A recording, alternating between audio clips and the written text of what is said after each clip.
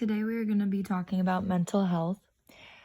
This presentation is by Ian Atkinson, Tess Prada, and Lauren Preston. Mental health is a prevalent issue in our society, especially with students. There are many factors that can contribute to a depreciating mental health. These factors include school, work, family, and personal tribulations. Another factor that gets overlooked is biological factors. Each person's brain has a specific function and ability to impact one's mental health and processing. Our group did research on the different parts of the brain and their functions in our lives. We collected data on how students of Cal Poly were doing and why they were feeling the way they were. 32.4% of participants said they were in a good mood, while 63.7% were either at or below average. 72.7% said they were feeling overwhelmed. The majority of students indicated that they were overwhelmed due to school, whether it was finals or their current grades in their classes. One of the ways we discussed to improve mental health was by playing with a furry friend. We brought 10-week-old Bailey the Golden Doodle on campus and let college students interact with her. 100% of participants saw a mood increase.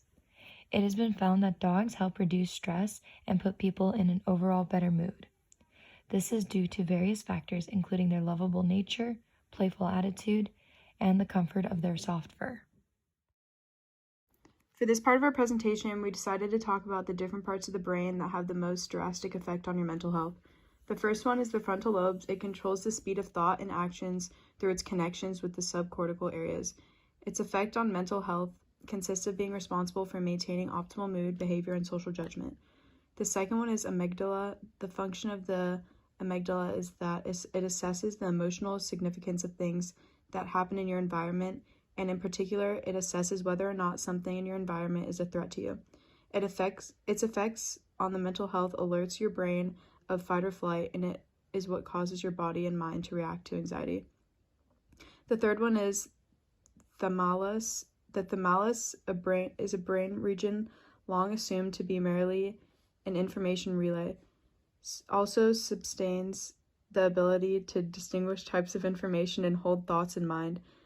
Its effect on one's mental health may consist of being able to make the right decisions for oneself or being able to properly take care of yourself. To continue on, we talk about the cerebellum. The primary role of the cerebellum has traditionally thought to compromise balance and motor control. However, studies have been emerging that support multiple functions of the cerebellum, including emotion, regulation, inhibiting impulsive decision-making, attention, and working memory.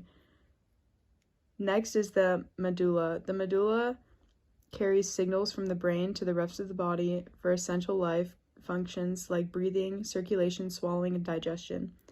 The effects of the medulla can have great impact on your mental health by stopping you from going about your daily life. Life cannot be sustained without this part of the brain working. And last but not least, we have the pons. Measuring just under an inch, the pons connects the thinking part of the brain to the part of your brain that regulates movement, thus allowing them to function in sync. Without this part of the brain being able to fully function, you could become sleep deprived, which will affect your overall mood. Alongside our research, we decided to relate our topic to something physical. Luckily, we had the opportunity to 3D print anything with the help of this Cal Poly Pomona 3D printing lab. We decided to print a model of the brain, of which we would be able to attach QR codes to specific parts of the brain that would link the user to a specific portion of our website. And here's what the homepage of our website looks like.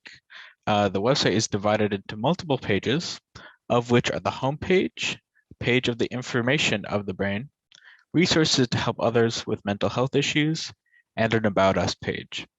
We built the website with HTML5 and CSS, wrote in a program called VS Code. And overall, here's what the final product looked like. A combination of the 3D printed brain with QR codes and a website with information regarding the brain and how we develop mental illness, along with potential resources that any student can use.